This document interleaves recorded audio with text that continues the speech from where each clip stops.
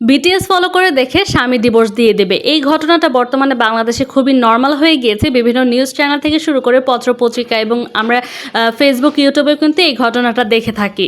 আমার এক বান্ধবীর সাথেও এরকম একটা ঘটনা ঘটেছে। আমার বান্ধবী বিটিএস স্কুল জীবন থেকে অনেক বেশি পছন্দ করে। তো বিয়ে হবার পর এই বিটিএস করে তার এমন সমস্যা তৈরি হয় যে তার শ্বশুরবাড়ি তাকে মেনেই নিচ্ছে না। প্রায় ৩-৪ মাসের মতো সে তার শ্বশুরবাড়িতে যেতে পারেনি। তার হাজব্যান্ড কোনো খোঁজ খবর নেয়নি। মানে সংসার ভেঙে যাবে এমন একটা অবস্থা হয়ে যায় এই বিটিএস ফলো করার জন্য। পরে অনেক কিছু করার পর এখন তারা খুব ভালো মতো সংসার করছে, তার শ্বশুরবাড়িও তাকে মেনে নিয়েছে। এখন সে আর বিটিএস এর ওইরকম একটা ফ্যান না।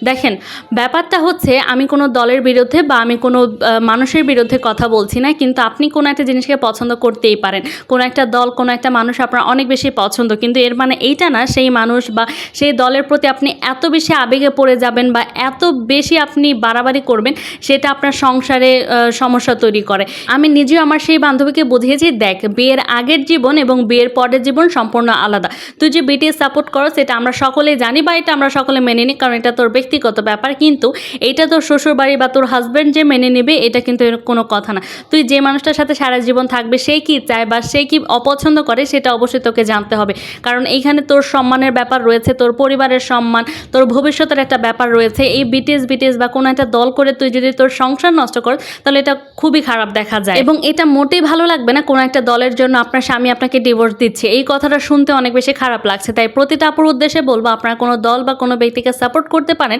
কিন্তু এটা নিয়ে বেশি বাড়াবাড়ি করবে না বা এরকম কোনো পরিস্থিতি তৈরি করবে না যে আপনার স্বামী, আপনার সংসার সব কিছু হারাতে হয়।